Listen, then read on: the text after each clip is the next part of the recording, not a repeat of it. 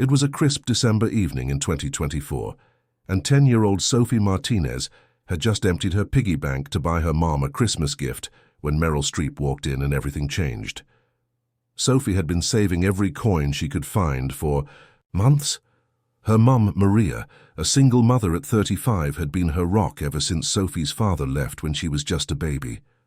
Maria worked long hours as a nurse's aide at the local hospital, her scrubs always neatly pressed despite their worn edges, and spent her nights hunched over textbooks, dreaming of becoming a registered nurse someday.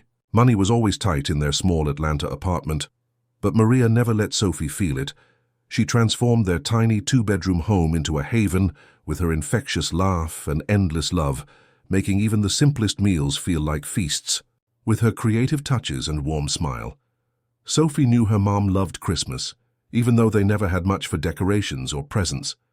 This year, she was determined to give her something special, something that would make her eyes light up the way they used to before the long shifts and late-night study sessions became their normal. She had seen her mom pause in front of a jewelry store window 3 weeks ago, her tired eyes lingering on a delicate heart-shaped locket. Maria had touched the glass gently, whispering maybe someday before hurrying to catch her bus to work.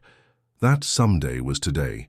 Sophie had counted out exactly $15.42, all in coins and crumpled dollar bills she'd collected from couch cushions, birthday cards, and her weekly chores. She had walked 8 blocks after school to the store, clutching her Ziploc bag of savings, her heart full of hope and determination. Little did she know this ordinary December evening was about to become extraordinary in ways she could never have imagined. The jewelry store was nearly empty, with only 2 other customers browsing engagement rings in the far corner. Holiday decorations sparkled under the warm lighting, making the modest shop feel like a treasure cave to Sophie. Christmas music played softly in the background as she approached the glass counter where the lockets were displayed. "Excuse me," Sophie said, her voice barely above a whisper. The elderly woman behind the counter looked up from her inventory list, her reading glasses perched on the end of her nose. "Can I help you, young lady?" she asked kindly, noticing the Ziploc bag. Clutched tightly in Sophie's small hands, Sophie pointed to the display case. "The heart locket, please.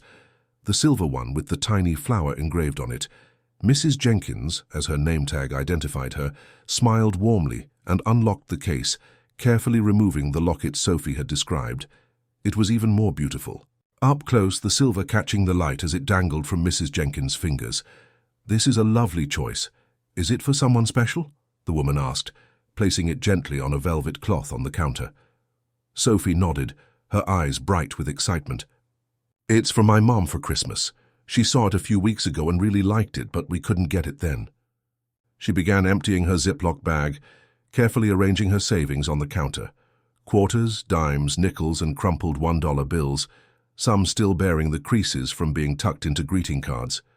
Mrs. Jenkins watched as Sophie meticulously counted out her treasure, her small fingers pushing the coins into neat stacks. $15.42 exactly, just as she had counted dozens of times at home. "I've been saving since August," Sophie explained proudly, looking up with a smile that revealed a recently lost tooth. Mrs. Jenkins' expression shifted slightly, her smile becoming tinged with something Sophie couldn't quite identify. "Oh, sweetheart," she said gently. "I'm so sorry, but the price went up last week during our holiday sale. It's $25 now." Sophie's heart dropped like a stone in a well. Her hands froze over her carefully arranged stacks of coins as she processed the woman's words. $25, she repeated, her voice suddenly small. Mrs. Jenkins nodded regretfully. "I'm afraid so, dear." Sophie's eyes welled up with tears as she desperately counted her savings again, pushing the coins around on the glass counter. $15.42. No matter how many times she counted, the amount wouldn't change. "Please," Sophie whispered, her voice catching. "Isn't there anything you can do? It's for my mom. She works so hard, and I just want to give her something special." Mrs. Jenkins's eyes softened with sympathy, but she helplessly gestured at her manager nearby, a stern-looking man arranging a display of watches. "I wish I could, honey, but I don't set the prices." Sophie began gathering her coins, each one feeling heavier than the last. The magical feeling that had carried her all the way to the store was evaporating. replaced by a hollow ache in her chest. "I could save more," she said, more to herself than to Mrs. Jenkins. "Maybe by next month. Let me help with that," came a gentle voice from behind her. Sophie turned around and froze. There, standing in a casual black sweater and jeans, was Meryl Streep. The actress's warm brown eyes crinkled with kindness as she smiled at the stunned little girl. Mrs. Jenkins' mouth fell open, and the two customers browsing rings stopped to stare. Meryl Streep, the actual Meryl Streep, crouched, down to Sophie's level, her voice soft and caring. "Is this for someone special?" Sophie nodded, suddenly shy but unable to contain her hope. It's for my mom," she managed to say. "She really liked it when we saw it before, but—" Her voice trailed off as she glanced at her insufficient savings pile. Meryl's eyes softened even more as she stood up, pulling out her wallet. "Tell you what," she said, handing a crisp $50 bill to Mrs. Jenkins. "This one's on me," she added with a warm smile. "And let's make sure she gets it gift-wrapped beautifully. Every mum deserves something special at Christmas." Mrs. Jenkins' hands trembled slightly as she took the money, and Sophie stood there clutching her Ziploc bag of coins, unable to believe what was happening. But Meryl Streep wasn't done yet. She placed a gentle hand on Sophie's shoulder and said something that would change everything. "You know what? I think your mum sounds pretty amazing. Would you tell me more about her?" Sophie looked up at the famous actress, wondering if she was dreaming. But the warm hand on her shoulder felt real, and the kind eyes looking down at her held genuine interest. "She's the best mum in the world," Sophie began, her voice growing stronger with each word. "She works at Grady Memorial Hospital, and she takes care of people all day. And then she comes home and takes care of me. And then she studies because she wants to be a real nurse someday, not just an aide." As Mrs. Jenkins carefully wrapped the locket in silver paper and tied it with a delicate blue ribbon, Meryl guided Sophie to a small bench near the jewelry counter. And there, in a quiet corner of a modest jewelry store in Atlanta, a 10-year-old girl with empty pockets but a heart full of love began to tell her story to one of the most famous actresses in the world. Neither of them could know that this chance encounter, this moment of kindness on a crisp December evening, would be the beginning of a journey that would change not just Sophie and her mother's lives, but would remind everyone who later heard their story about the extraordinary power of compassion and the magic that happens when someone believes in your dreams. Meryl and Sophie walked through the quiet corner of the store, finding a small bench near the jewelry counter. The actress listened intently as Sophie's words tumbled out, sharing stories about her mum with growing confidence. "Mum works double shifts sometimes," Sophie explained, her small hands animated as she spoke. "Even when she comes home with tired feet, she helps me with my homework. She says education is the most important thing." Meryl nodded, her eyes never leaving Sophie's face. There was something about this child, an earnestness, a maturity beyond her years, that touched the actress deeply. "She wants to be a real nurse so badly," Sophie continued, her fingers fidgeting with the beautifully wrapped locket box. "She studies every night after she thinks I'm asleep. Sometimes I hear her practicing procedures out loud or see her fall asleep with her textbooks." Meryl's expression grew thoughtful, her eyes showing a deeper understanding with each word. "It sounds like your mom is pretty determined." "She is." Sophie's face lit up. "She says that with enough determination anybody can change their stars. That's what she tells me when things get hard." Just then, a well-dressed woman in a sharp blazer, Meryl's assistant, approached them discreetly. "Miss Streep, could I have a word?" she asked, her tone professional but urgent. Meryl nodded, turning to Sophie with a warm smile. "Give me just 1 minute, sweetheart. Don't go anywhere, okay?" Sophie watched as Meryl and her assistant spoke in hushed tones several feet away. She couldn't hear their conversation, but she noticed Meryl's expression change from surprise to determination. The actress nodded several times, pulled out her phone and made a quick call, her free hand gesturing animatedly as she spoke. Mrs. Jenkins approached with the beautifully wrapped package, placing it in Sophie's hands. "Here you go, dear. I added a special gift box at no charge." She leaned in closer, whispering, "Is that really?" Sophie nodded, her eyes wide. "That's Meryl Streep. She's helping me get Mom's present." Mrs. Jenkins shook her head in wonder. "What an extraordinary thing," she murmured, glancing at the famous actress still deep in conversation with her assistant. When Meryl returned, her eyes were sparkling with purpose. She sat back down next to Sophie, her voice gentle but excited. "Sophie, I have a question for you, and it's very important. If your mom could have one wish come true right now, besides having more time with you, because I can tell you're her whole world, what would it be?" Sophie didn't hesitate. "To finish her nursing school," she replied softly. "She's already taken some classes, but she had to stop because—" She paused, her voice getting smaller. "Because of money, and because of me. She needs to work so much, and to take care of us."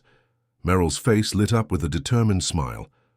"Sophie, what would you say if I told you we might be able to help make that wish come true?"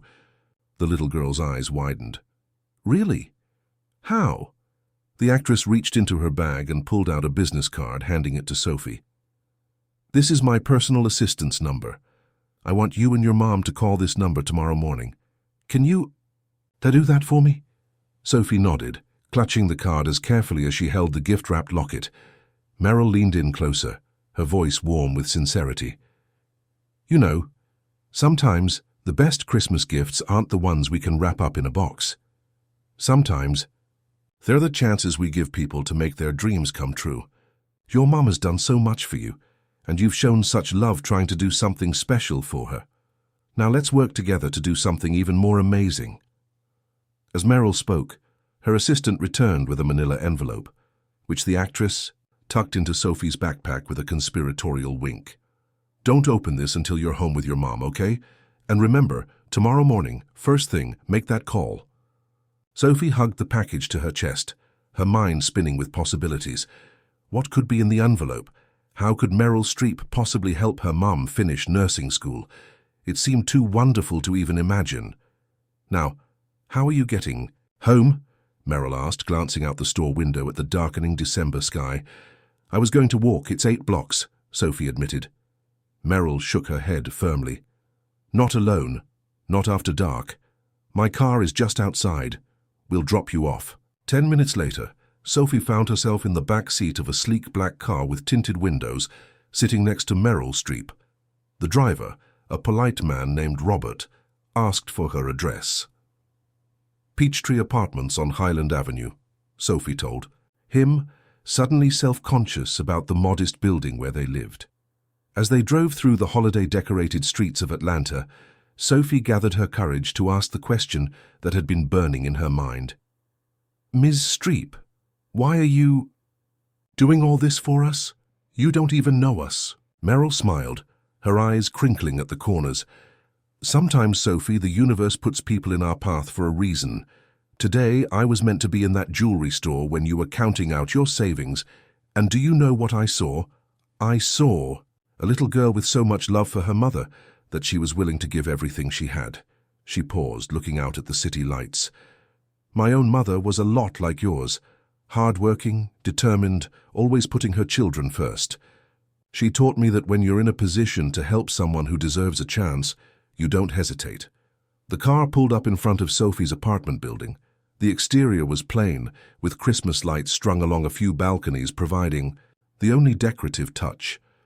"I have a feeling tomorrow is going to be a very big day for the Martinez family," Meryl said, giving Sophie a gentle hug. "I'll wait here until you're safely inside, okay?" Sophie nodded, clutching her treasures, the wrapped locket, the business card, and the mysterious envelope, as she climbed out of the car. At the building entrance, she turned and waved. Meryl waved back, her smile visible through the car window. Sophie couldn't know it then, but as she walked into her building, that manila envelope contained the beginning of a journey that would change not just her mum's life, but their entire future. The locket she had come to buy would become more than just a Christmas gift. It would become a symbol of the moment everything changed, all because a little girl's love for her mother touched the heart of someone who had the power to make dreams come true. Upstairs, Maria Martinez was just getting home from her shift. Her nurse's aide uniform rumpled from a long day of helping patients. She set down her heavy backpack, filled with textbooks, and kicked off her sensible shoes with a sigh of relief. "Sophie, honey, I'm home," she called out, heading to the kitchen to start dinner with whatever they had in the refrigerator. "How was your day at—" She stopped mid-sentence as Sophie burst through the door, her face alight with an excitement Maria hadn't seen in months. "Mom, Mom, you won't believe what happened today," Sophie exclaimed, rushing toward her with arms full of unexpected treasures and a story that would leave them both forever changed. "Mom, sit down," Sophie said, her voice trembling with excitement, as she guided Maria to their small kitchen table. "I have something amazing to show you." Maria's tired eyes widened at her daughter's unusual intensity. She lowered herself into a chair, still wearing her wrinkled scrubs with the small hospital logo embroidered on the pocket. Her dark hair was pulled back in a practical ponytail, wisps escaping around her face after a 12-hour shift. "What is it, Mija? What's got you so worked up?" Maria asked, her slight accent more pronounced when she was tired. Sophie carefully placed the elegantly wrapped package on the table. "First, this is your Christmas present. I know it's early, but I think you should open it now." Maria looked at the silver paper and blue ribbon, packaging far more elegant than anything they typically exchanged. "Sophie, where did you get this? How did you—" "Please open it," Sophie interrupted, nearly bouncing with anticipation. With careful fingers, Maria untied the ribbon and gently removed the wrapping paper, revealing a small jewelry box. She gasped when she opened it to find the heart-shaped locket she had admired weeks ago. "Sophie," she whispered, lifting the delicate silver piece from its velvet bed. "How did you know? How could you possibly afford this?" Instead of answering, Sophie pulled the manila envelope from her backpack and placed it beside the locket. "And this is the real surprise, but I have to tell you something first." For the next 5 minutes, Maria listened in growing astonishment as Sophie recounted her encounter with Meryl Streep. At first, her expression was skeptical, clearly believing this was an elaborate childhood fantasy or misunderstanding. But as Sophie produced the business card with the actress's assistant's name and number, Maria's doubt transformed into bewilderment. "You're telling me that Meryl Streep, the Meryl Streep, just happened to be in a jewelry store when you were trying to buy my Christmas present?" Sophie nodded emphatically. "She paid for the locket, Mom, and she gave me this envelope. She said we should open it together and call the number on the card tomorrow morning." Maria stared at the envelope, her hand hesitating above it. It's unbelievable, Sophie." "Open it," Sophie urged, sliding closer to her mother. With trembling fingers, Maria broke the seal and pulled out a stack of papers. Her eyes widened as she read the cover letter, elegantly printed on personal stationery. "Dear Maria and Sophie," she read aloud, her voice catching. "Today I had the privilege of meeting your remarkable daughter. In our brief conversation, I learned about your hard work, determination, and dreams. Sophie's love for you and her desire to see you succeed touched me deeply." Maria paused, her eyes filling with tears as she looked at Sophie, who nodded encouragingly for her to continue. "I believe that education is the key that unlocks doors, and sometimes all we need is someone to help turn that key. Enclosed, you will find information about a scholarship opportunity for the nursing program at Emory University. This is not charity. It is an investment in someone who has already demonstrated extraordinary commitment and care for others." Maria's hands began to shake so badly that Sophie gently took the letter and continued reading. "The scholarship covers full tuition, but I understand that for a working single mother, there are many other obstacles. Therefore, the enclosed package also includes provisions for textbooks, uniforms, childcare for Sophie, and a living stipend that would allow you to reduce your work hours to focus on your studies." Sophie looked up at her mother, whose tears were now flowing freely. "Mom, do you know what this means?" Maria couldn't speak. She shuffled through the other papers, official-looking documents about Emory University's nursing program, scholarship information, financial details, and childcare arrangements at a facility near both their apartment and the university. "This can't be real," Maria finally whispered, reaching for the locket that lay on the table. She opened it, finding it empty, waiting for photos to fill its two sides. "Things like this don't happen to people like us." "But it is happening," Sophie said firmly, with a certainty beyond her years. Meryl said to call tomorrow morning, first thing. Maria ran her fingers over the papers again, as if making sure they wouldn't disappear. Why would she do this for strangers? It must be thousands of dollars. Sophie remembered Meryl's words in the car. She said sometimes the universe puts people in our path for a reason, and she said her own mom was a lot like you. That night, neither of them could sleep. Maria read through every document multiple times, making notes, asking Sophie to repeat details of her conversation with Meryl. Sophie watched her mother's expression cycle through disbelief, hope, fear, and determination. Around midnight, they sat together on their worn couch, wrapped in the quilt Maria's grandmother had made. The locket was around Maria's neck, catching the light from their small Christmas tree in the corner. "What if it doesn't work out?" Maria whispered, her practical nature forcing her to consider the possibility. "What if there's a mistake? Or they change their minds?" Sophie leaned against her mother's shoulder. "Then we'll be exactly where we were yesterday, but Mum, what if it does work out?" The next morning dawned bright and crisp, finding Maria and Sophie sitting at their small kitchen table, the manila envelope between them.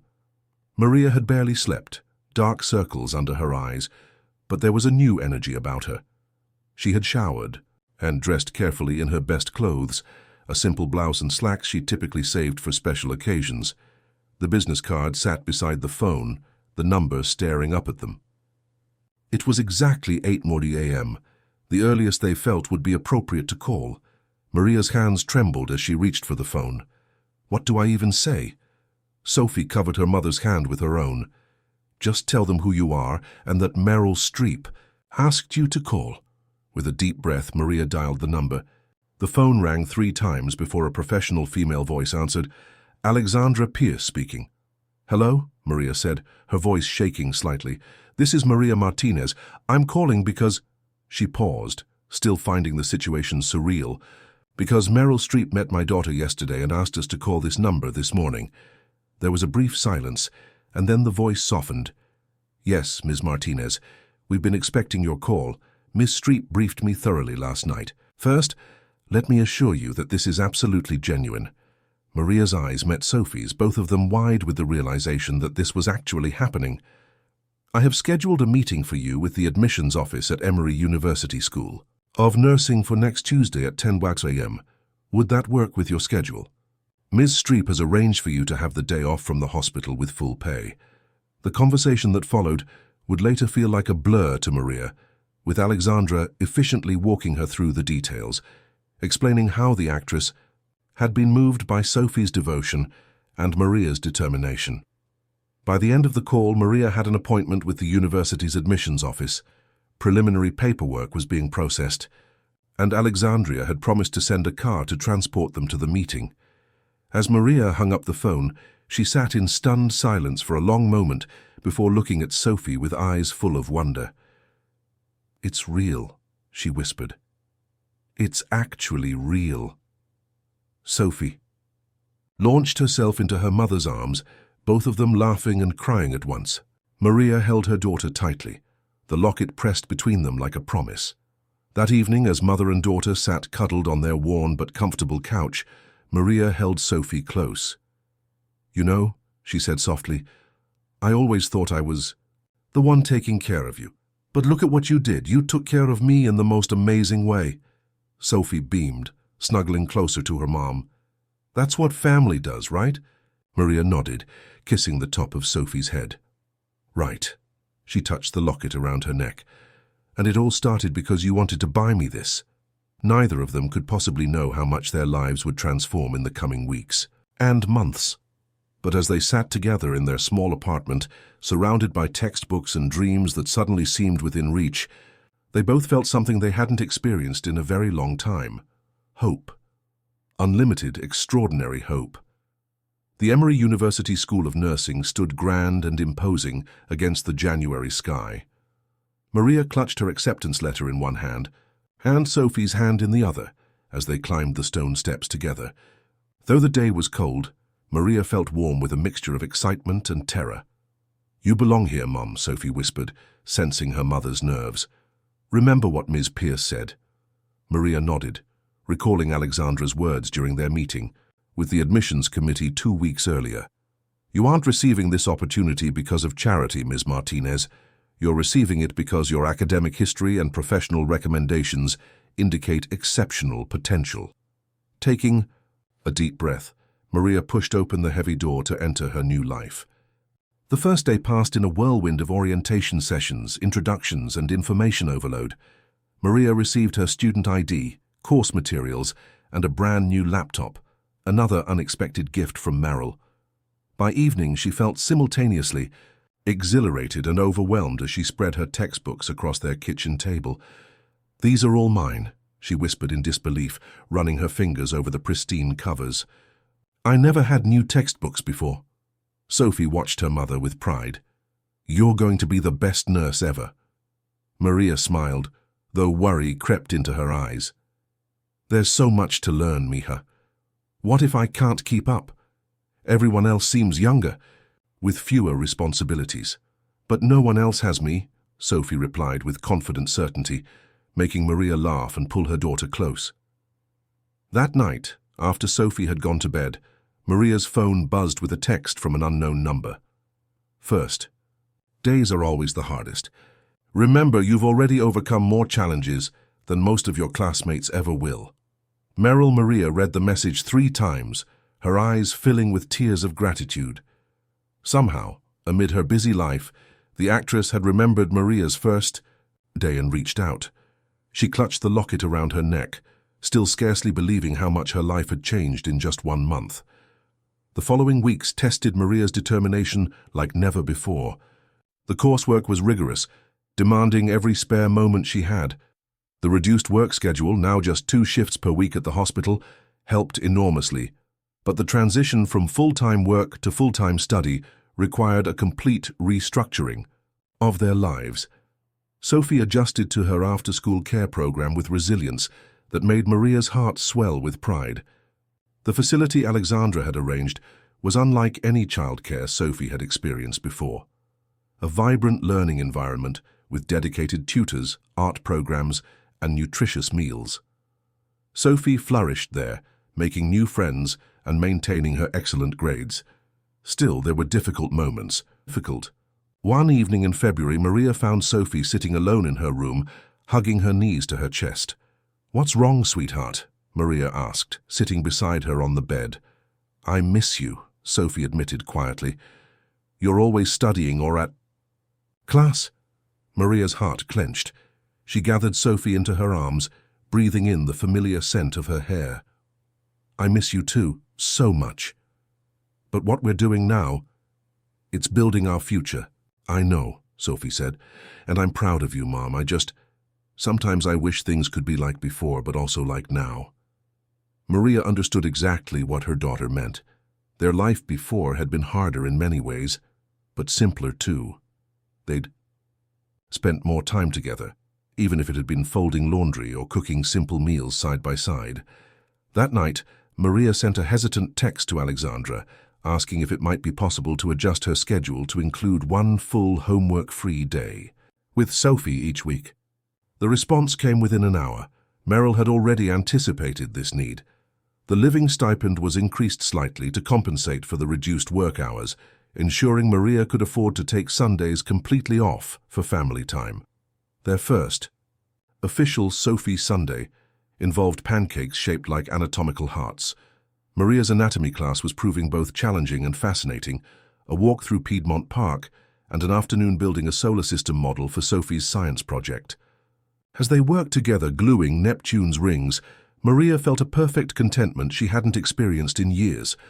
"Mom," Sophie said, carefully painting the tiny planet blue, "do you think Ms. Streep knows how much she changed our lives?"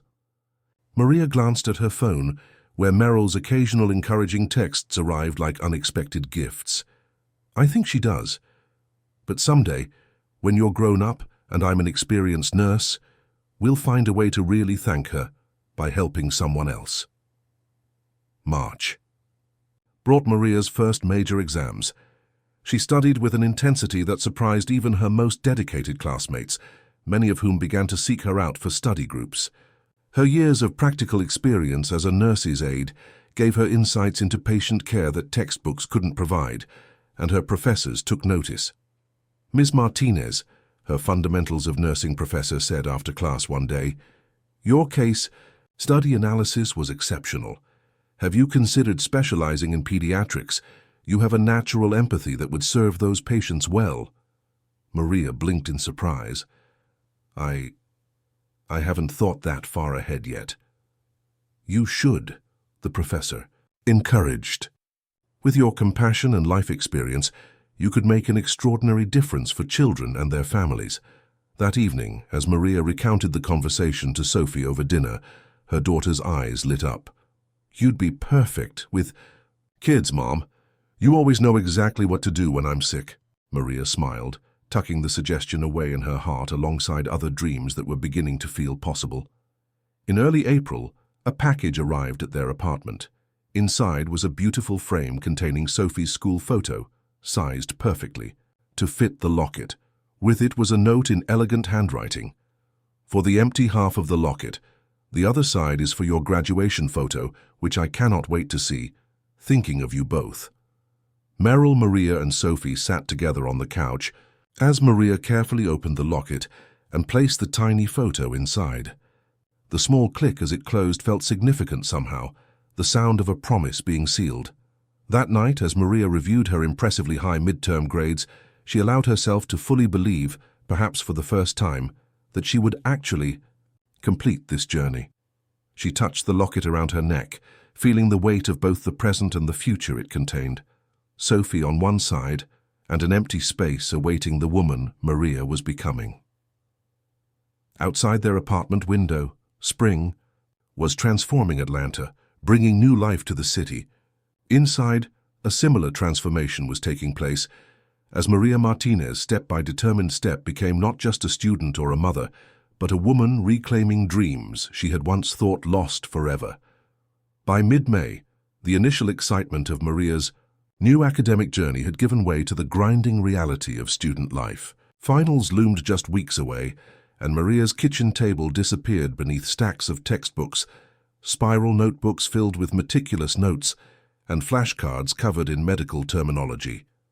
"Tachycardia, abnormally rapid heart rate," Maria muttered to herself, massaging her temples as a headache threatened to bloom.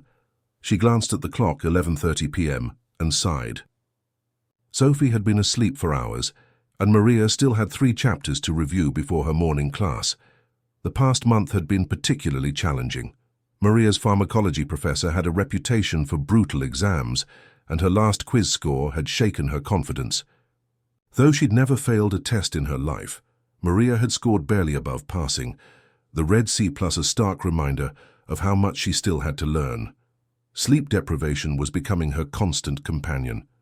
Even with the reduced work schedule and stipend, Maria had picked up an extra hospital shift when a colleague fell ill, throwing off her carefully balanced study schedule. The additional money was welcome. Sophie had outgrown her spring wardrobe practically overnight, but the cost to Maria's academic preparation felt steep. At the sink, Maria splashed cold water on her face and caught her reflection in the small mirror. Dark circles shadowed her eyes, and she noticed a new strand of grey in her dark hair. For a moment, doubt crept in. Was she being selfish, pursuing this dream? Was Sophie suffering because of her mother's ambition? Her phone buzzed with a text notification. Expecting it to be from her study group, Maria was surprised to see it was from Alexandra, Meryl's assistant. "Mrs. Streep asked me to check in and see how finals preparation is going. Is there anything you need?" Maria hesitated, her pride warring with practical reality. After a moment, she typed back, "Everything is fine, thank you." Just the usual pre-final stress. She had nearly set the phone down when it buzzed again. "Ms. Streep said to tell you that fine is usually code for drowning, but too proud to ask for a life raft. She has some experience with determination like yours." A small laugh escaped Maria's lips. She could almost hear Meryl saying those words, with that knowing look she'd glimpsed in interviews. After another moment's hesitation, she replied more honestly, "Pharmacology is kicking my butt, and Sophie's been quiet lately. I'm worried she's feeling neglected while I'm buried in books." The response came quickly. As for Sophie, trust that children are remarkably resilient when they know they're loved. As for pharmacology, help is on the way. Get some sleep, Maria. Puzzled but too exhausted to ponder the cryptic message, Maria finally crawled into bed around 1 a.m., her dreams a jumble of medication dosages and Sophie's sad eyes. The next morning brought chaos.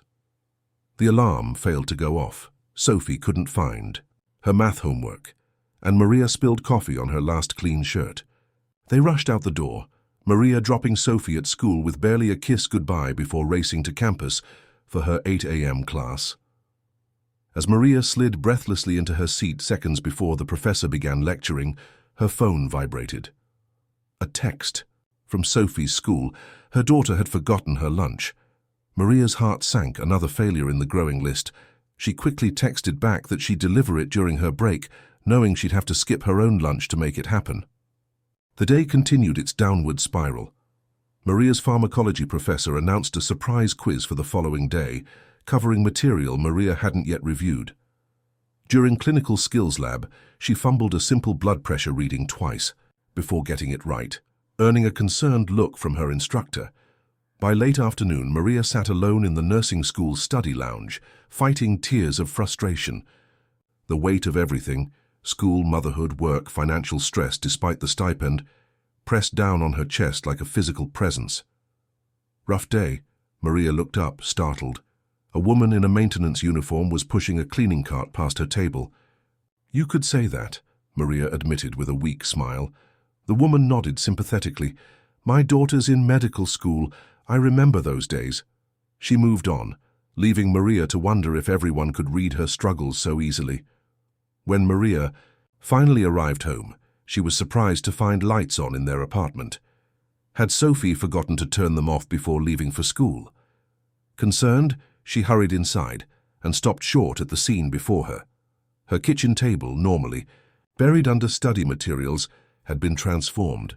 Her books were neatly organized by subject, with color-coded tabs marking important sections. A whiteboard had appeared on the wall, already filled with a meticulously drawn medication chart, exactly what she needed for tomorrow's quiz. The apartment smelled of something delicious, and Sophie sat at the table giggling with someone whose back was turned to Maria. The person turned around, and Maria gasped. "Meryl?" Meryl Streep stood in Maria's kitchen, wearing jeans and a simple sweater, her hair pulled back casually. She held a wooden spoon and wore an apron that Maria recognized as her own. "Hope you don't mind the intrusion," Meryl said with a warm smile. "Sophie let me in. I thought you might need a study buddy who happens to be the daughter of a pharmacist." She gestured to the medication chart. "Dad made sure I knew the difference between beta blockers and ACE inhibitors before I could drive." Sophie bounced up from her chair. "And we made lasagna, Mom. Miss Streep says brain food is important during finals." Maria stood frozen, taking in the scene. The organized study materials, the home-cooked meal, her daughter's beaming face, and Meryl Streep somehow materialized in her kitchen like a fairy godmother with a pharmaceutical background. I don't know what to say," Maria finally managed.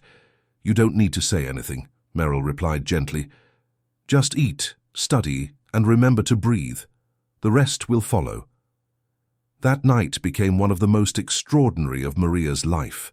They ate lasagna while Meryl explained medication classifications with remarkable clarity, turning complex concepts into memorable stories. She deliberately mangled medical terms to make Sophie giggle while Maria took notes. "Beta blockers are like bouncers at a club," Meryl explained, making a stern face that had Sophie in stitches. "They stand at the door saying, 'Nope, adrenaline, you're not getting in tonight.'" By 9 p.m., Maria felt more prepared for her quiz than she had for any previous assessment. Sophie had completed her homework at the table alongside them, occasionally chiming in with questions that showed she was absorbing the medical concepts too. As Meryl was leaving, she paused at the door, turning to Maria with serious eyes. "You know," she said softly, "what you're doing, balancing school, being a mom, building a new future, it's incredible. But what's even more incredible is having a daughter like Sophie who believes in you so much she made this happen." She glanced at Sophie, who was beaming with pride. "Sometimes our angels come in small packages, don't they?" After Meryl left, Maria held Sophie close, breathing in the scent of her shampoo and feeling for the first time in weeks that perhaps she wasn't failing at everything after all. "I'm sorry I've been so busy lately," she whispered. Sophie looked up at her mother. "It's okay, Mom. I'm proud of you." Those 5 simple words, "I'm proud of you," carried Maria through her pharmacology quiz the next day, which she passed with the highest score in the class. Summer arrived in Atlanta with its characteristic heat and humidity, turning the Emory campus into a shimmering mirage of green lawns and brick buildings. For Maria, the end of spring semester had brought triumph. She'd earned straight A's in all her courses, even pharmacology, which had eventually become one of her favorites. "I can't believe I'm 1/4 of the way to being a registered nurse," Maria said, as she and Sophie arranged framed certificates of her Dean's List achievements on their apartment wall. The small gallery of academic accomplishments looked oddly out of place against the worn wallpaper, but Maria touched each frame with reverence. Sophie beamed with pride. "I told you you'd be the best student, Mom." The summer brought a lighter course load, just 2 classes, which allowed Maria to spend more time with Sophie. They established new rituals: Wednesday picnics in Piedmont Park, Saturday morning farmers, market visits, and movie nights where they took turns selecting films. Sophie chose superhero adventures. Maria favored medical dramas that she would critique with growing professional knowledge. "That's not how you administer that medication," she'd point out, making Sophie laugh at her mother's newfound expertise. Intake, July. An unexpected letter arrived from Meryl. Inside was information about a 2-bedroom apartment closer to campus, along with photos of a bright, airy space with new appliances and a small balcony overlooking a tree-lined street. "The lease is paid through your graduation," the note explained. "The move would shorten your commute by 30 minutes each way, time better spent studying or with Sophie. The building has a study lounge and is walking distance to Sophie's school. Alexandra will help with arrangements if you accept." Maria sat on their worn couch, the photos trembling in her hands. This gift felt different somehow, more personal than tuition or books. This was their home, their private space. "What do you think, Mija?" she asked Sophie, who was examining the photos with wide eyes. Sophie ran her finger over the image of a bedroom with built-in bookshelves. "Is this one mine?" Maria nodded, recognizing that Sophie had already made her decision. 2 weeks later, they moved into their new home, marveling at the space and light. The neighborhood felt safer, the appliances worked perfectly, and for the first time in years, Maria didn't hear sirens all night. The fall semester brought new challenges: anatomy and physiology, health assessment, and Maria's first real clinical rotations. She arrived home from her first hospital day with eyes shining, filled with stories of patients she'd helped and techniques she'd practiced. "I took vital signs on 6 different patients today," she told Sophie over dinner. "One older gentleman told me I had healing hands when I checked his pulse." She looked down at her hands, still showing traces of the industrial soap used in hospitals, with a new appreciation. "Did you tell him you've been practicing on me for months?" Sophie asked with a grin, referring to how Maria had been using her as a practice subject for basic assessments. Maria laughed.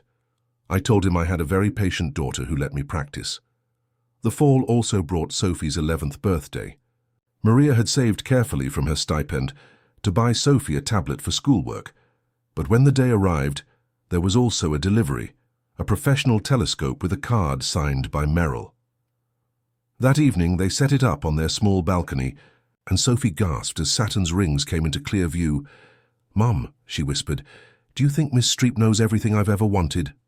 Maria smiled, remembering the detailed conversation Meryl had had with Sophie months earlier, clearly paying attention to every word the child said. "I think she listens very carefully." As winter approached, Maria's academic confidence grew. Study groups now gathered at their apartment, classmates seeking Maria's clear explanations and methodical approach. Her professors began suggesting potential specialties based on her strengths: pediatrics, oncology, critical care. "You have a natural instinct for prioritization," her clinical instructor noted, after observing Maria efficiently manage her patient assignments. That's something that can't be taught. December marked a full year since that fateful evening in the jewelry store. On the anniversary, Maria and Sophie sat together on their new couch, looking at the transformation of their lives. I was thinking, Sophie said hesitantly, maybe we should invite Miss Streep for Christmas dinner, to thank her? Maria considered this, touching the locket that still hung around her neck. I think she's probably busy with her own family, sweetheart. But we could send her something special. Together, they created a scrapbook documenting the year. Maria's student ID and perfect report cards, Sophie's science fair ribbon, photos of their new apartment, newspaper clippings of Meryl's latest projects with personal notes scribbled in the margins. The final page held a letter, painstakingly written by both of them, detailing how their lives had changed. In January, as the second semester began, Maria received a package. Inside was a framed photo of Meryl holding their scrapbook, her eyes visibly moist, with a note. This sits on my desk to remind me of what really matters. Keep going.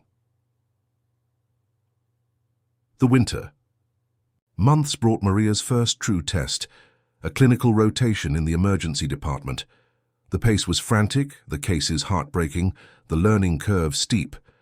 She returned home exhausted but exhilarated, her mind processing everything she'd witnessed. One evening in February, Maria arrived home later than usual to find Alexandra waiting with Sophie. Is everything okay? Maria asked, instantly alarmed. Alexandra smiled reassuringly. Everything's fine. Ms. Streep is in town filming and wondered if you'd both join her for dinner tomorrow night. She has news she'd like to share in person. The next evening, a car collected them and drove to a private dining room in a discreet restaurant. Meryl greeted them warmly, embracing Sophie first, then Maria. Look at you, she said to Maria, stepping back to observe her. You're different. More confident. Maria smiled, realizing it was true. She stood straighter, spoke more assertively, carried herself with the growing assurance of someone finding her purpose. Over dinner, Meryl explained her news. She had established a foundation to provide nursing scholarships for single parents. Inspired by Maria's journey, the first 5 recipients would begin their studies in the fall. I'd like you to meet them, Meryl said. Share your experience. Show them it's possible. Maria felt a swell of emotion. A year ago, she had been counting spare change for hospital cafeteria lunches. Now she was being asked to mentor others beginning the same journey. As they left the restaurant, Meryl hugged Maria again. You've completed a quarter of your program with perfect grades while raising an extraordinary daughter, she said. I just provided the opportunity. You're the one doing the impossible. In the car heading home, Sophie leaned against her mother's shoulder, half asleep. Maria gazed out at the Atlanta skyline, the hospital lights visible in the distance. 1 year down, 3 to go. The path ahead was long, but for the first time in her life, Maria could clearly see herself reaching the end of it. She touched the locket around her neck, now a talisman of possibility. Inside was Sophie's smiling face on one side, and the other, half still empty, waited for a graduation photo that now seemed not just possible but inevitable. As spring blossomed across Atlanta, Maria moved deeper into her second year of nursing school. The coursework intensified, with specialized classes in pediatrics, maternal health, and psychiatric nursing filling her schedule. Clinical rotations now occupied 3 full days each week, immersing her in the real world of patient care that she found both exhausting and profoundly fulfilling. Mrs. Rodriguez asked specifically for you today, reported the charge nurse, as Maria arrived for her pediatric rotation one Tuesday morning. Her son, Mateo, responds better to you than any other student nurse.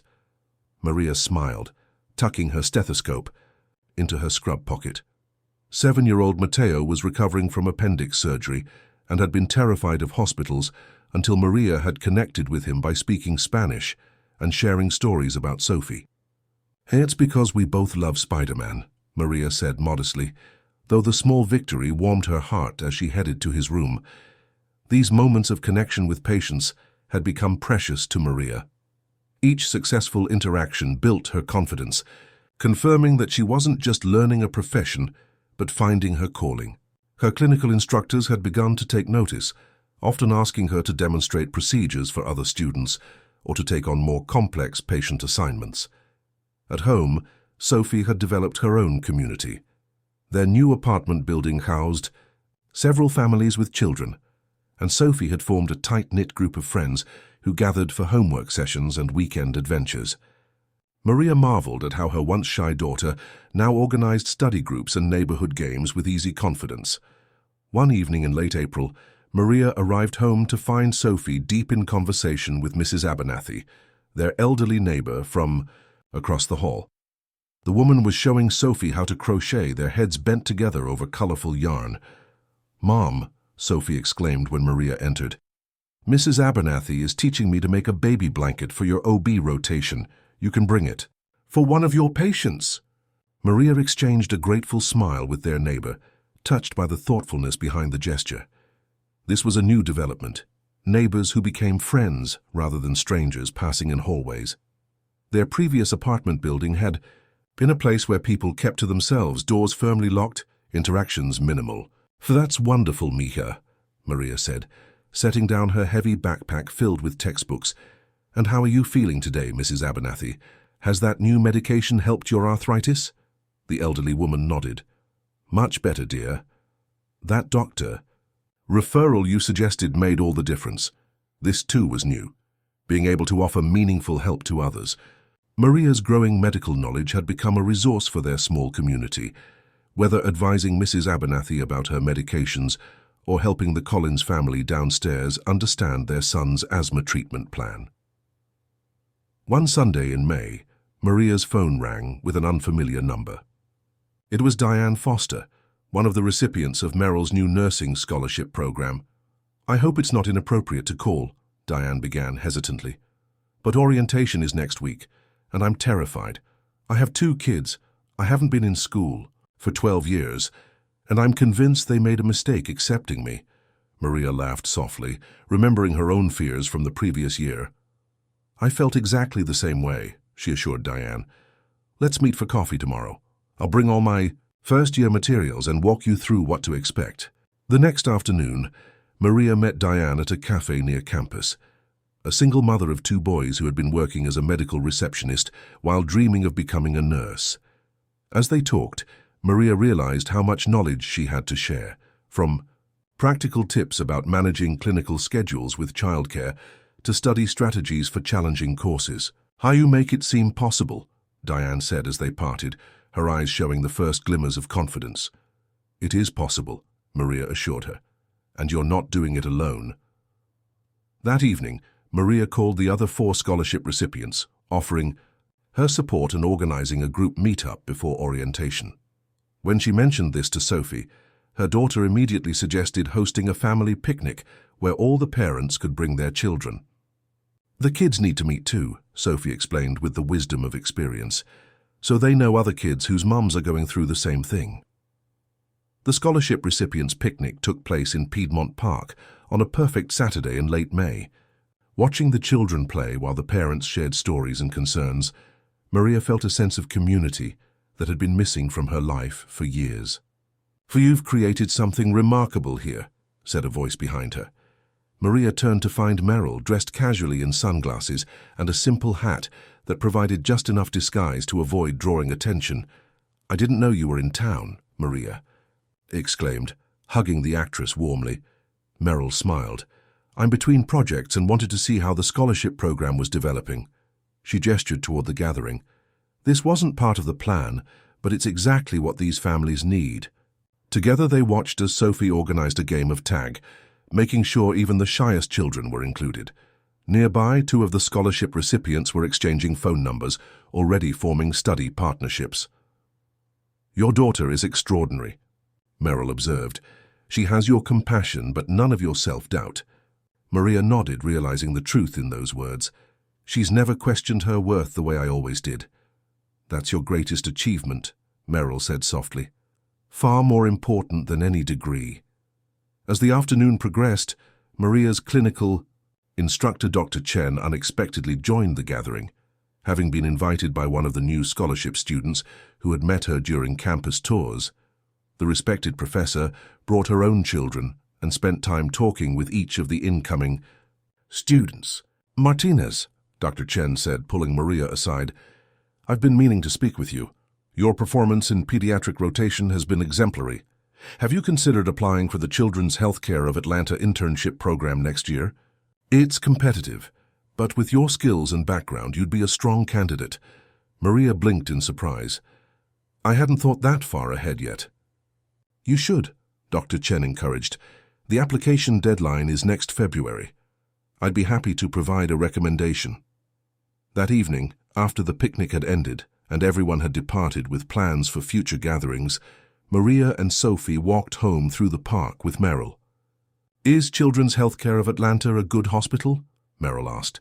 Maria nodded enthusiastically. "One of the best pediatric centers in the country. Their internship program is extremely selective."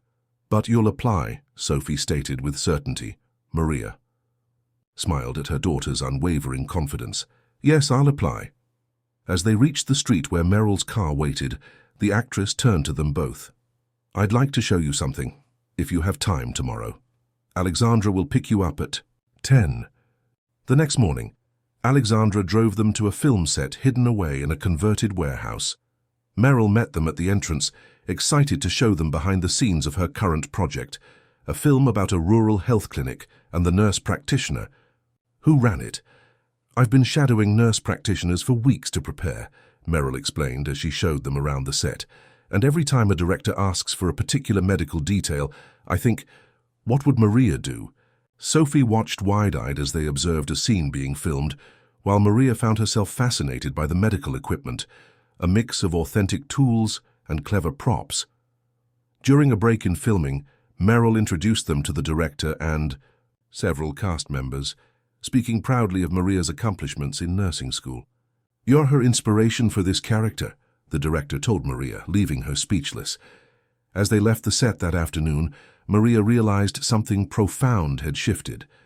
What had begun as charity, a famous actress helping a struggling mother and daughter, had evolved into something much richer, a genuine friendship built on mutual respect and affection. More importantly, she and Sophie were no longer simply recipients of help. They had become givers in their own right, to their neighbors, to the new scholarship families, and even to Meryl herself, who spoke of finding renewed purpose through their connection. The community they had built together was becoming Maria's greatest source of strength as she faced the challenging second half of her nursing program, a network of support that extended far beyond financial assistance, proving that the most valuable resource any of them possessed was each other. Maria's final year of nursing school began with promise. Her application for the prestigious Children's Healthcare of Atlanta internship was nearly complete. Her grades remained exemplary, and Sophie had started middle school with the same determination that characterized her mother. Their life had found a rhythm, challenging but manageable, busy but purposeful. Then the phone call came that changed everything. "Maria, it's Tia Carmen." Her aunt's voice trembled on the line. "It's your mother. She's had a stroke." Maria gripped the phone, tightly, her mind racing. Her relationship with her mother had been complicated since Maria became pregnant with Sophie as a teenager. Rosa Martinez had been disappointed by her daughter's choices, though she had softened somewhat over the years, especially after Sophie's father abandoned them. "How bad is it?" Maria asked, already mentally calculating flight costs to Phoenix. "The doctors say she'll recover, but she needs care. I can't do it alone with my arthritis, and there's no money for a nursing home." The unspoken request hung in the silence between them. After the call ended, Maria sat motionless at the kitchen table. Her mother needed her. The same mother who had worked 3 jobs to raise Maria alone, who had taught her to be strong, and who, despite her disappointment, had never completely turned her back on her daughter. But going to Phoenix meant leaving Atlanta, leaving school, leaving the dream that was finally within reach. When Sophie came home from school, Maria explained the situation as gently as possible. "We need to help Abuela," Sophie said immediately, with the simple clarity of a child's moral compass. "But it would mean putting my nursing program on hold," Maria explained. maybe even losing the scholarship if I'm away too long. Sophie considered this, her young face serious. You always say family comes first. Maria nodded, feeling both proud of her daughter's compassion and trapped by the impossible choice before her. That night, she sent a text to Alexandra, explaining the situation and asking if it would be possible to speak with Meryl. Some decisions were too important to make alone. The next morning, Alexandra called. Ms. Streep would like to video chat. With you this afternoon, if that works. At precisely 3 o'clock, Maria's laptop chimed with an incoming call. Meryl's face appeared on screen, concern evident in her eyes. Tell me everything, she said simply. Maria explained the situation, her mother's stroke, her aunt's inability to provide full-time care, the lack of resources for professional help, and the terrible choice she now faced. I was thinking maybe I could take a semester off, Maria said. But that would delay graduation and the children's hospital internship wouldn't wait. Or I could try to bring Mom here, but there's no room in our apartment, and she needs someone with her during the day while I'm in classes or clinical rotations. Meryl listened attentively, asking occasional questions about Rosa's condition and prognosis. When Maria finished, Meryl was quiet for a moment. What does your heart tell you to do? She finally asked. Maria's eyes filled with tears.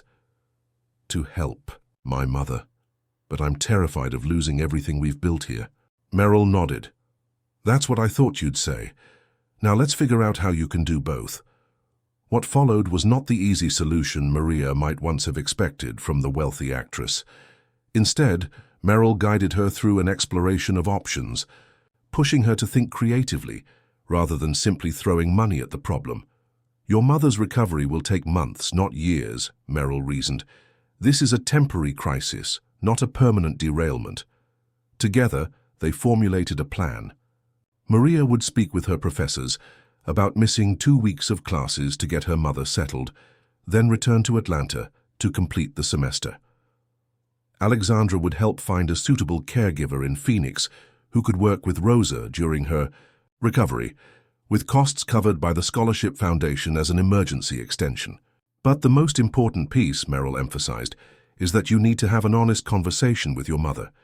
This is your opportunity to heal that relationship, but also to be clear about your boundaries.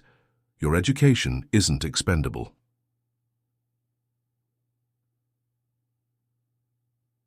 Chin's tea. Days later, Maria was on a plane to Phoenix, Sophie beside her. When they arrived at the hospital, Maria was shocked by her mother's appearance. Rosa Martinez, always proud, always strong, looked small and vulnerable in the hospital bed, her right side weakened by the stroke. "Mama," Maria said softly, taking her mother's hand. Rosa's eyes filled with tears. "You came." "Of course I came," Maria replied, surprised by the surge of love she felt despite their complicated history. The next 10 days were a blur of doctor consultations, physical therapy appointments, and preparations to move Rosa to Carmen's home. Maria's nursing knowledge proved invaluable as she asked informed questions and quickly learned the exercises and care routines her mother would need. Sophie formed an immediate bond with the grandmother she barely knew, sitting patiently beside. Rosa's bed reading aloud or helping her practice picking up small objects with her weakened hand. "She has your strength," Rosa observed one afternoon, watching Sophie organize medications with careful precision. "She has her own strength," Maria corrected gently. "We all do." On their final night in Phoenix, after Sophie had gone to bed, Maria sat with her mother on the porch of Carmen's small house. "I need to go back to Atlanta tomorrow," Maria began, "to finish my nursing program." Rosa nodded slowly. "Carmen told me about your scholarship, about the famous actress who helped you." "Meryl has been generous," Maria agreed, "but I've worked hard for this opportunity." "I know you have." Rosa reached for her daughter's hand with her good one. "I was wrong to make you feel like you disappointed me all those years ago." Watching you these past days, seeing the woman and mother you've become, I'm proud of you, Maria. The words Maria had longed to hear for years brought tears to her eyes. "I've arranged for a caregiver to help you and Tia Carmen, and I'll call every day. Once I graduate, maybe we can talk about you coming to visit Atlanta." When Maria and Sophie boarded their flight back to Atlanta the next morning, the weight on Maria's shoulders felt different, not gone but somehow more bearable. She had confronted a family crisis without abandoning her goals, found a solution that honored both her obligations to her mother and to herself.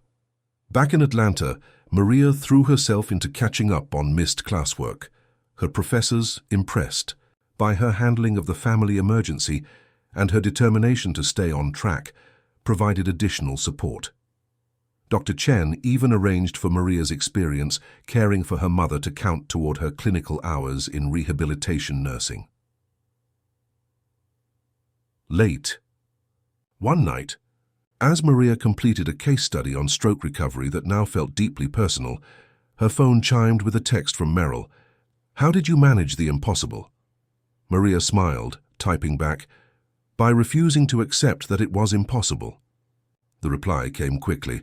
"That's what real nurses do every day. You're going to be extraordinary." Maria touched the locket that still hung around her neck, the weight of it now a comfort rather than a reminder of what might have been lost. Inside, Sophie's photo remained on one side, while the other half still waited for her graduation portrait, a promise she was now more determined than ever to fulfill. The unexpected challenge had nearly derailed her carefully constructed plan, but instead it had reinforced what mattered most.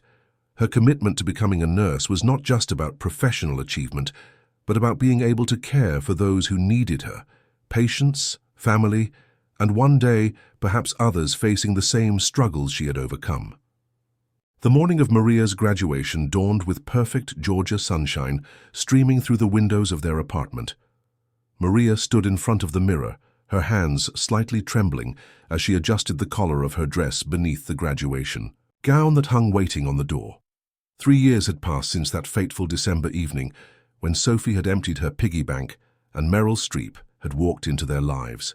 3 years of late-night studying, clinical rotations, exams, and countless moments of doubt and triumph. Now finally, graduation day had arrived. "Mom, have you seen my blue shoes?" Sophie called from her bedroom.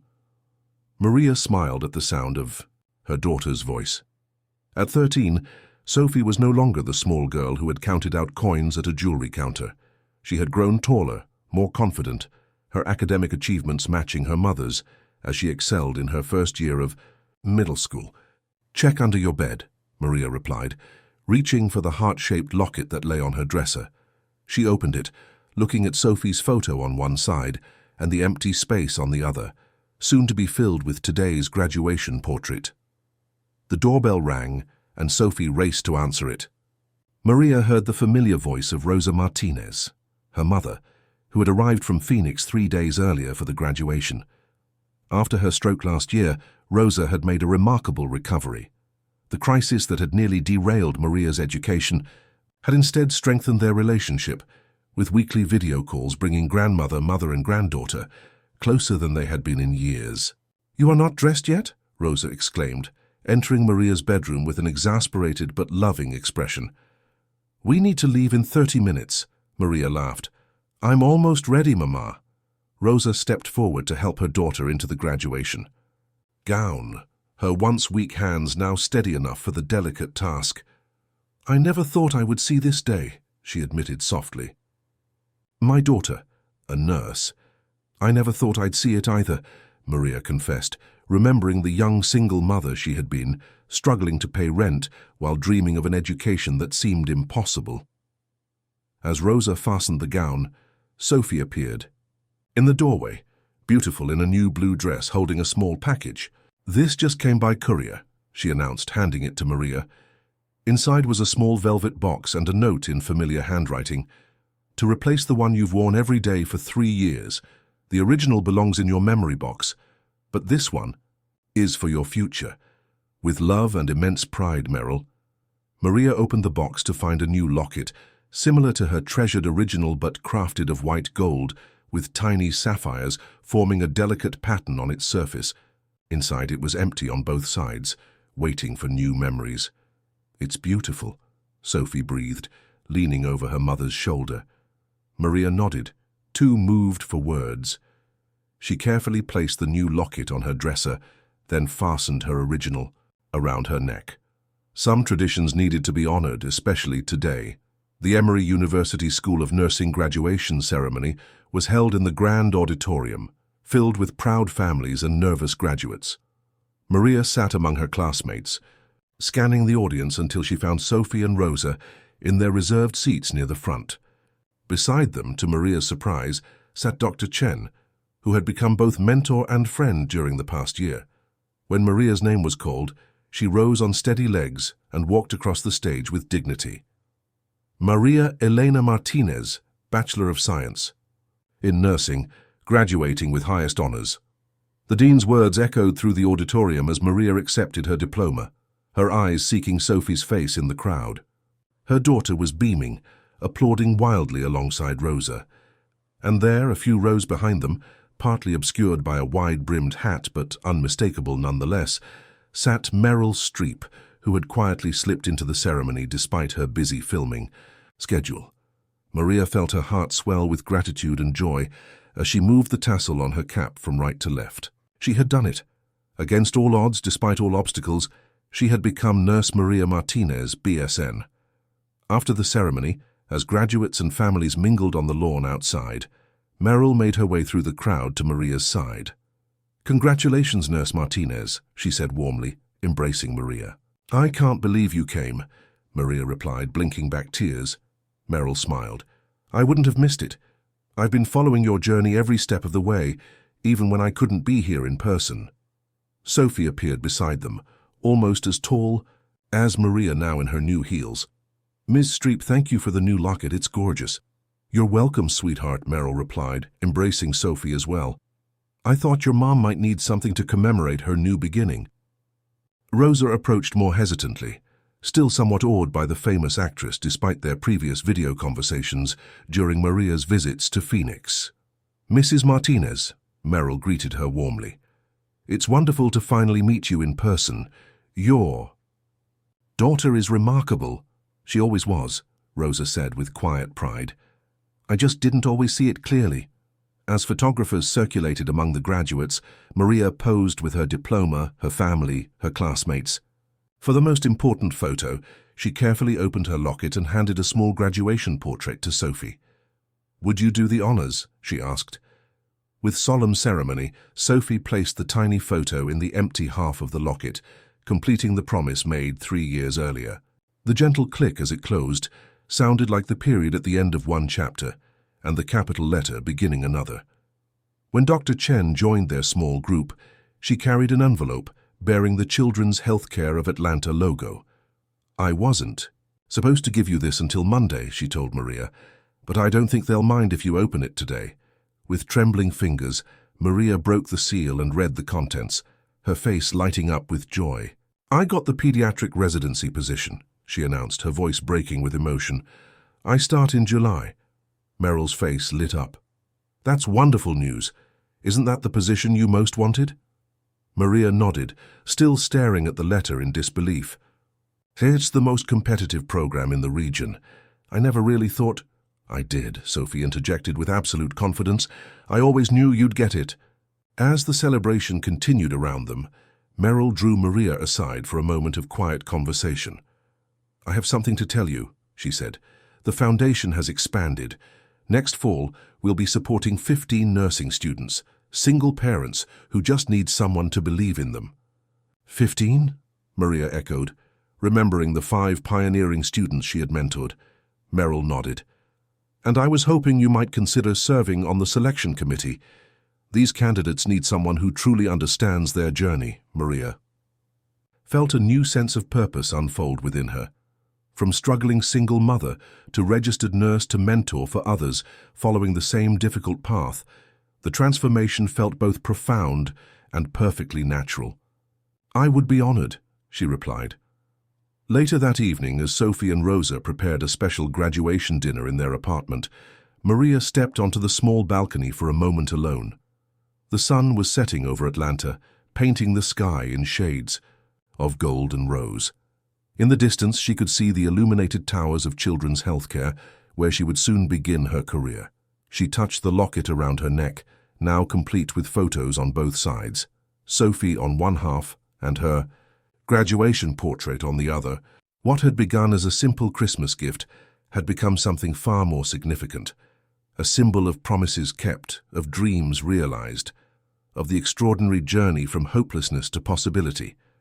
And it had all started with a little girl's love, a handful of coins, and a chance encounter that had changed everything. 3 years had passed since Maria's graduation.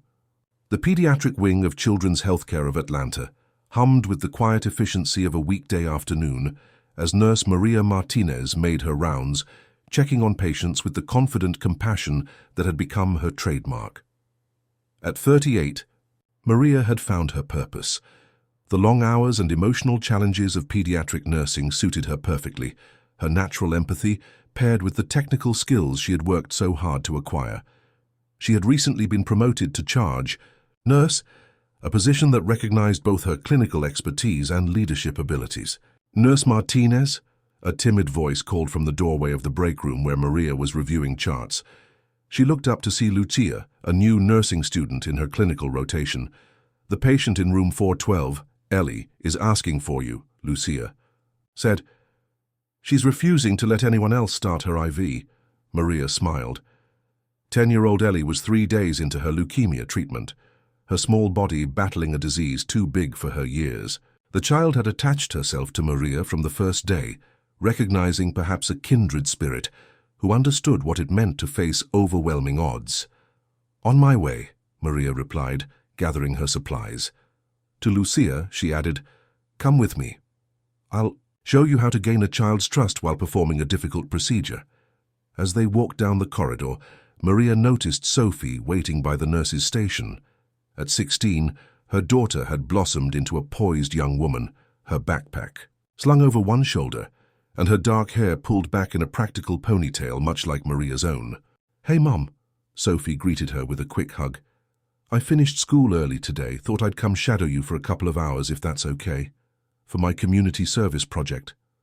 Maria nodded, pride warming her chest. Sophie had developed a keen interest in medicine, spending many afternoons observing hospital operations for her advanced science coursework. Whether she ultimately chose nursing, medicine, or another path entirely, Maria treasured these shared moments of purpose. "Perfect timing," Maria replied.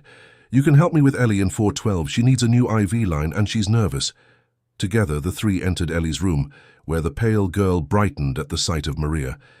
"You brought your daughter today," she exclaimed, her earlier fear momentarily forgotten. "I did," Maria confirmed, setting down her supplies. "And this is Lucia, who's learning to be a nurse.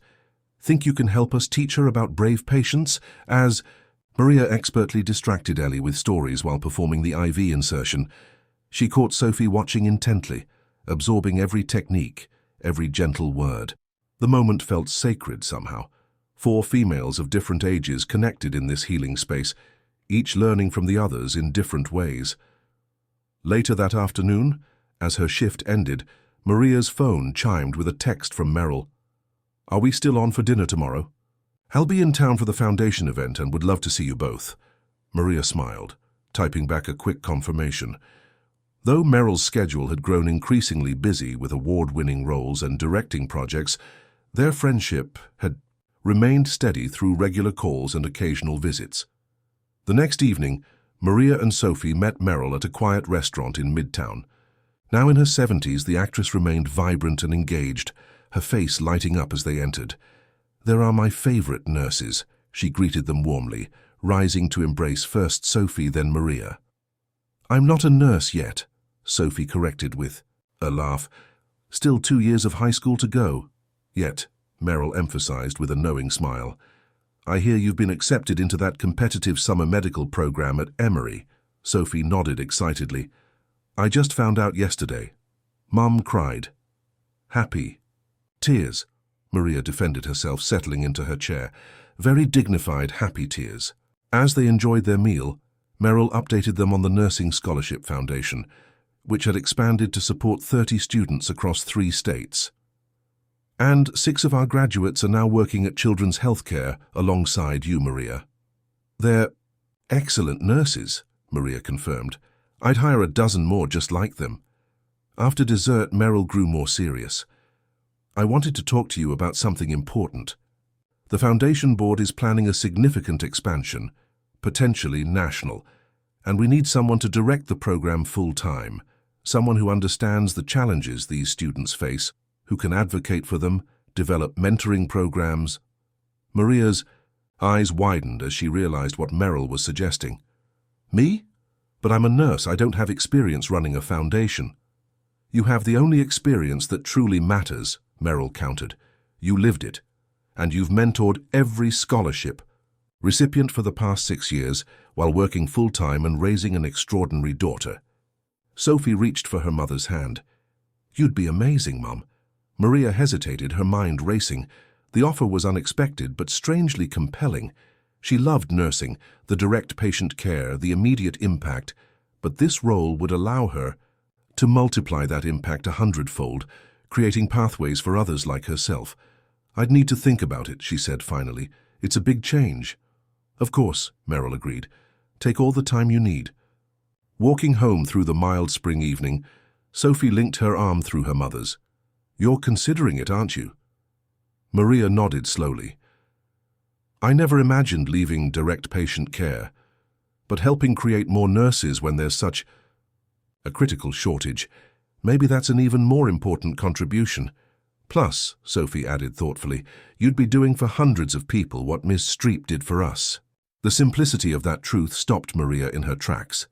She touched the original locket that still hung around her neck daily, now a talisman of how far they had come. The next morning, Maria arrived early at the hospital, drawn to a particular place before starting her shift. The small jewelry shop in the lobby had been renovated years ago, but it remained where her journey had begun, the spot where Sophie had counted coins and Meryl had changed their lives. Mrs. Jenkins no longer worked there, having retired to Florida, but Maria sometimes visited anyway, remembering the trembling hope she had felt that December evening. Today, something in the display window caught her eye, a small heart-shaped locket similar to her original one, priced at exactly $25. Without hesitation, Maria purchased it. That afternoon, she visited the pediatric oncology unit where she wasn't scheduled to work, but knew every patient by name. In room 418, she found Diane Carter, a bone marrow transplant recipient, sitting beside her sleeping 8-year-old son, Jaden. Maria had learned Diane's story over the past weeks, a single mother who had quit nursing school when Jaden was diagnosed, who now slept on a cot beside his hospital bed every night, while working remotely during the days to keep their insurance active. How is he today? Maria asked softly, checking Jaden's monitors with professional assessment. Better, Diane whispered, the exhaustion evident in her voice. The doctor says if the counts keep improving, we might go home next week. Maria sat beside her, taking in the textbook peeking from Diane's bag. Introduction to Nursing Care, the same text Maria had studied years ago. You're still trying to keep up with your studies? Maria asked. Diane nodded wearily. Impossible, really, but I can't let go of the dream. We need the better income, the stable hours once he's fully recovered. Her voice trailed off. Maria reached into her pocket and withdrew the small jewelry box containing the locket she had purchased that morning. This is for you, she said, placing it in Diane's surprised hands. Inside is my card with a phone number. When Jaden is better and you're ready to return to school, call me. I know people who can help. The next week, Maria accepted the position as Executive Director of the Streep Foundation for Nursing Education. Her final shift at Children's Healthcare was bittersweet, filled with tearful goodbyes and promises to visit. She would miss direct patient care, but the vision of supporting hundreds of future nurses filled her with renewed purpose. On her first day at the foundation offices, Maria arrived to find a beautifully framed photograph on her desk, the original jewelry store where it all began, with a small plaque reading, "Never underestimate the power of a child's love, a mother's determination, or the kindness of a stranger. MS." That evening, as Sophie prepared dinner in their apartment, now a comfortable 3-bedroom in a quiet neighborhood, Maria touched the locket that still hung around her neck, thinking of Diane and the identical locket she had given her. Somewhere across the city, another journey was beginning, another circle forming, "What are you smiling about?" Sophie asked, catching her mother's expression. Maria looked up, her heart full, just thinking about how everything connects eventually, how one small moment of kindness can grow into something that changes not just one life but many. Sophie nodded, understanding perfectly. "Like ripples in a pond." "Exactly," Maria agreed, realizing that the greatest gift Meryl had given them wasn't financial support, but the example of how to use one's resources, whatever they might be, to lift others. Now she had resources of her own to share. Experience, connections, understanding. The circle was complete yet ever-expanding, and it had all begun with a little girl's love, a handful of coins, and a heart-shaped locket that now symbolized not just one family's journey, but a growing community of lives transformed by the belief that dreams, even the most unlikely ones, deserve a chance to become real.